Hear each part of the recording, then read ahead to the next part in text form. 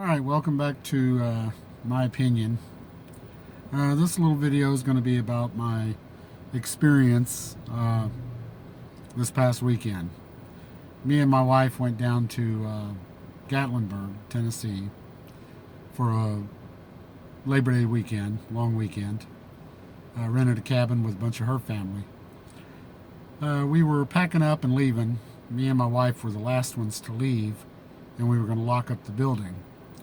We had taken a bunch of stuff out to the car, loaded it up, and then we were going to take our showers and, so we were fresh for the trip home back to Kentucky. I didn't know, and my wife wasn't thinking about it, but there was a open jelly container and an open barbecue sauce container that we had bought locally down there in Gatlinburg. It was sealed tight and closed, but it had been opened. Which meant the seal was, opened. So we had a bear there the whole weekend, or several bears, I'm not really sure, that had been hanging out there and digging out of the trash of our cabin and other cabins around us. We were using the trash cans that, are supposed to be bear proof, but they are not bear proof. The bears have figured those out just how they have figured out to open car doors. We were lucky that we didn't have our, well, maybe not. Maybe the bear wouldn't have forced the doors open on our car. But we didn't have them locked because we were just going to be leaving momentarily. So the bear just opened the rear doors and got in there. Ruffled around. He didn't tear anything up. He didn't destroy. He did get my jar of moonshine, though. Sheet. Because there was cubs, too. Which was odd. But I think the jelly was in there, too. So took the whole bag and dragged it off. And happened to have a jar of moonshine. Unopened, too, by the way. I'd had that moonshine before, so not that big of a deal. There was some paw prints in the car. Ruffled through some stuff. Things like that. But the thing was, I came out, and here's our stuff all thrown around, food on the pavement and everything after we'd cleaned up and everything.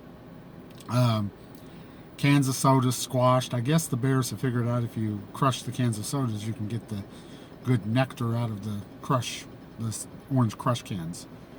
But anyway, so this was a time, as many I've had, that I was very glad I had my firearm on me. I was carrying my Glock 17, and the bear hadn't left, and I didn't notice the cub. My wife noticed the cub.